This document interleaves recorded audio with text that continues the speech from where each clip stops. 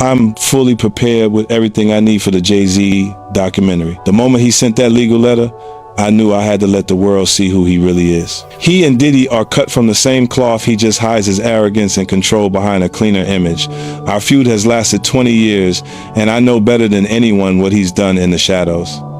I even suspect that so-called funeral bouquet wasn't Diddy's idea at all, but Jay-Z acting on his behalf.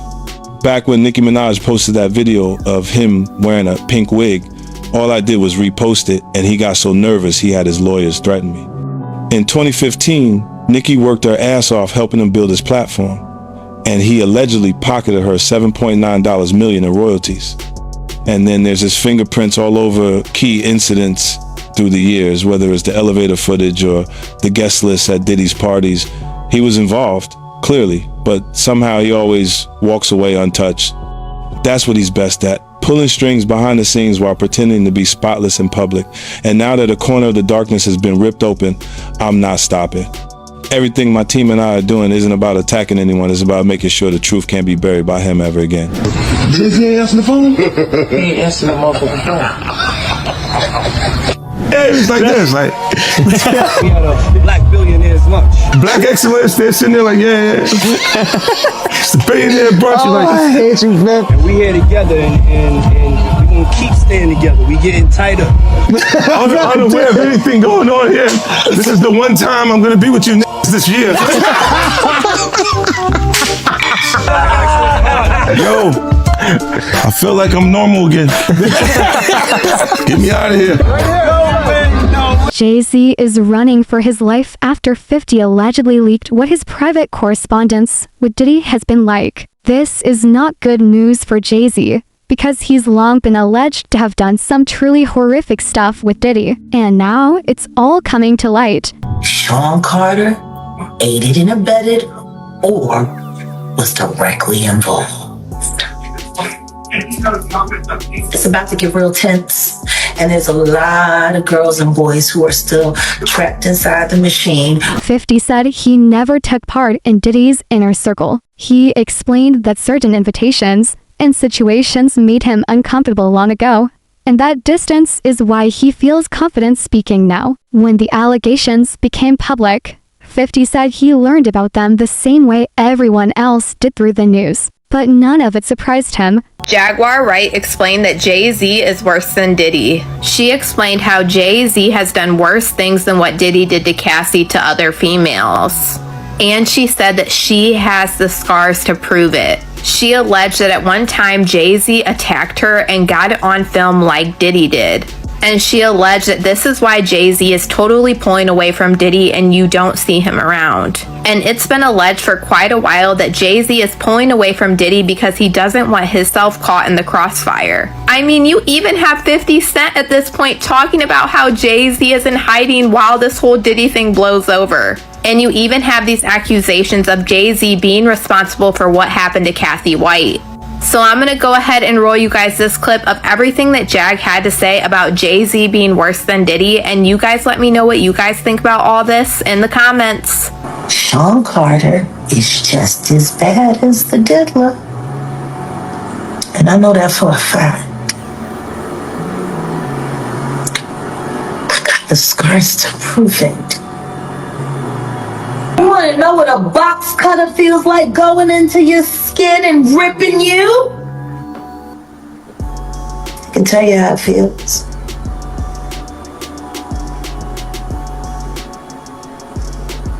Y'all ain't seen shit yet. That Cassie shit, that's nothing.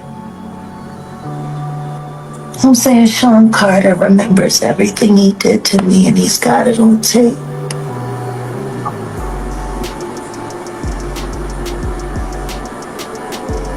Just like Diddy.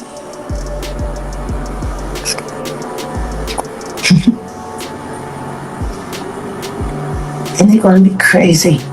It's gonna be the women that get them in the end. As the investigation grew, attention slowly shifted to Jay-Z. People began asking why he stayed quiet while everything around Diddy was unfolding. That silence raised eyebrows. Some felt Jay-Z's team already knew his name had come up in civil cases, and wanted to stay ahead of the situation. Others worried that even without charges, the damage to his reputation was already happening. Social media didn't help. Rumors about him silencing people raising allegations against him became more rife than ever. That's actually exactly what Jay-Z's accuser is saying, that even though she dropped the lawsuit, she still stands by what she says, and she only dropped it because of harassment and the fact that she's terrified of Jay-Z. She says that Jay-Z is allegedly bullying her into saying that her accusations were false. In fact, in new legal documents, she is claiming that she was recently approached outside of her home and cornered by two people who told her they were investigators working for one of Jay-Z's lawyers. She claims they tried to get her to sign an affidavit stating that her claims against Jay-Z were false, but she refused. Jane Doe also claims the alleged investigators asked her if her attorney, Tony Busby, sought her out as a client and offered her money to pursue false claims against Jay-Z, two allegations she says she denied. He says this alleged confrontation left her intimidated and terrified, wondering how they found her when her identity had remained anonymous in media reports and legal proceedings. He also claims that her parents were approached by two investigators asking similar questions about Busby and her story. In the new documents, she reveals she decided to drop the claim because she was frightened by the reaction from Jay-Z and his supporters. He says she feared she would be publicly outed and subjected to public attacks. Industry insiders explained that even one criminal investigation could change everything, not just for Diddy, but for anyone closely tied to him. That's why many believe 50's documentary matters so much. It isn't just about one person. It's about how power worked behind the scenes, who knew what, and who might be pulled in next. Commentators also questioned how Diddy stayed protected for so long. Some believe he built influence by surrounding himself with powerful people and controlling information as rumors spread. Reports claim Diddy might be cooperating with authorities to reduce his situation. One of those deals seemingly involves him snitching on Jay-Z of all people. Will Diddy start snitching? He better. But the only thing I'm interested in him talking about is everything he knows about Kathy Coriana White. See, I know you know what happened to Corey. Diddy, I know that. You and Jay-Z down in Vegas at Tao with Claudia.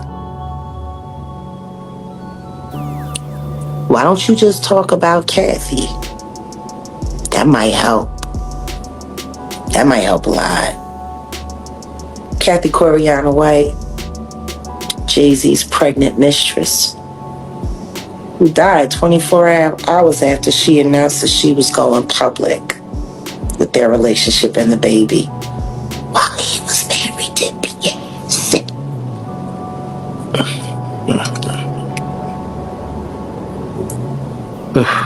Was it an aneurysm, Diddy?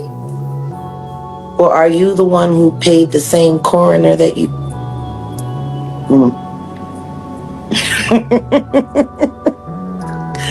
Oh, Diddy, you should talk. Since the documentary has officially been released, one thing is clear. This isn't just about the past. It's about what happens next. Every new detail brings more attention to the people who stayed silent, especially Jay-Z. This renewed limelight on Jay-Z is particularly important because he and Diddy go way back. Gene Deal, in particular, didn't hold back when he was asked about Jay-Z's relationship with Diddy.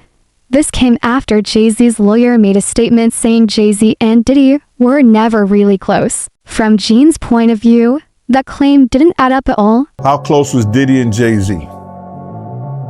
They was close enough that they wasn't playing basketball, they wasn't playing baseball, they wasn't playing football, and they wasn't playing hockey or soccer for Diddy to come on stage, pat him on his ass, and then make the statement to people in the world that can't nobody call me Sean but Jay-Z. Now, I don't know what kind of statement, and I can't say, I wish I could say half a homo, but I know I can't say it. But I don't know what kind of half a homo that is. And you trying to say that you're not close to somebody. You coming on stage, patting them on their ass, and then you making a broad statement to the public. Can't nobody call me Sean but Sean Carter. And I heard Jay-Z said the same thing about them. But they were so close that they had matching white girls together. Because when they used to see each other, they used to say, yo, how your skinny white girl doing? He'd be like, yo, how your skinny white girl doing? So, I guess that's a certain type of closeness. I ain't know anything about that, man. I ain't know about, Jay touching his, ass. I gotta go see the video. I ain't hear about that. Come on, man. Everybody's seen that. 50 even pointed it out. Excuse me. When they was in ATL on stage. Remember when 50 bum rushed the stage with them? Yeah, I think I recall that. When Puff came on stage, first thing he did was pat Jay-Z on that.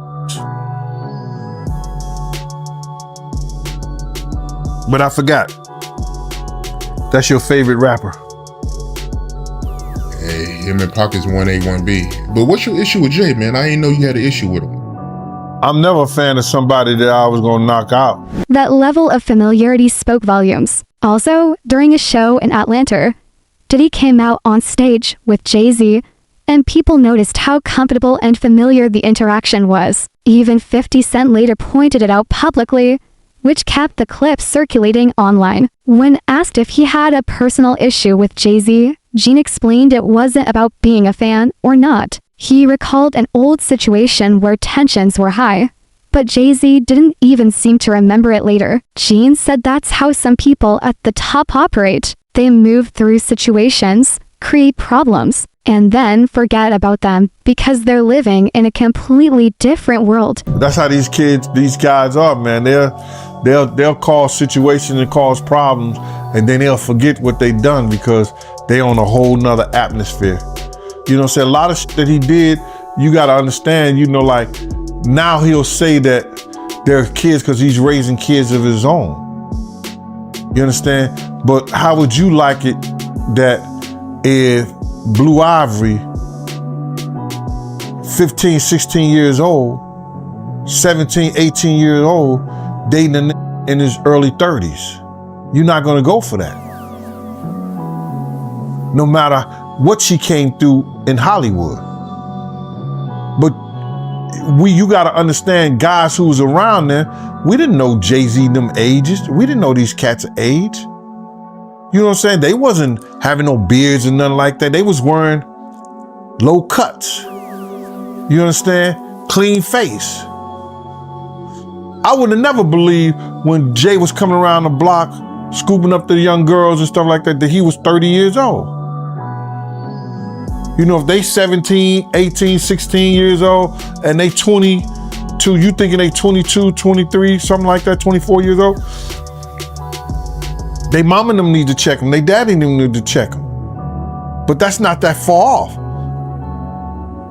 But for somebody to be 30 years old in their 30s and they dealing with kids 16 years old, 17, 18 years, now that's a problem. That's an issue. And now he see that because he's raising kids. And he got a young daughter. I think he got another daughter that he didn't claim and now he claiming them. These cats was doing a whole lot of stuff that people in the industry won't speak on. And then now that you're speaking on it and it's becoming where is that you can get on YouTube and you could talk about this shit and say what you seen or say what you heard, you understand, or what you know. Some people look at it being a problem. But these cats ain't street cats.